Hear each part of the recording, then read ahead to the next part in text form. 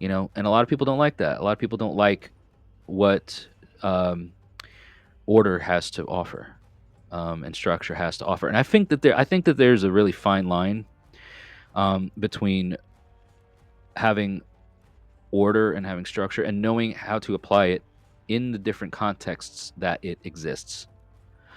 Because you can have order at your job, your place of employment, what you do to earn a paycheck and earn your living, and your lifestyle at your job, the culture that surrounds the job, is different every place you go. Every profession has its own different culture, and even companies have their own culture. And then you go home in your home life has its own your how you interact with your family, or how you act with people outside of work. And then you have perhaps maybe stuff like the religious side of things or the spiritual side of things, where you have a community of people who you interact with at that degree and at that level. You're not going to behave the same way. Take this and do the same things that you would do at your place of employment, at your job,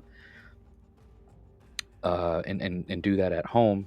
I mean, if it works, I guess maybe then fine. But I've not been able to uh, do that. A matter of fact, it bites me in the ass if I try to be, well, this is how we do it at work, and I'm gonna take that rigidness or that structure or that you know concept of dealing with people, and I'm gonna bring it into my home life. It doesn't work that way. It doesn't work well that way because it's a different culture.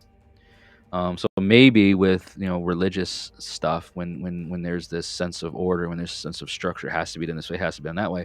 Maybe it feels too much like a job to people, and they don't want to feel that obligation. They don't want to feel that sense of, oh, I have to do it this way.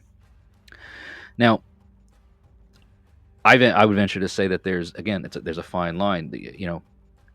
Uh, if you're not ordered and if you're not structured, and everything's all willy nilly, flying off the seat of our pants, um, we're not preparing ourselves for anything. We're not conditioning ourselves for times when things could be really rough.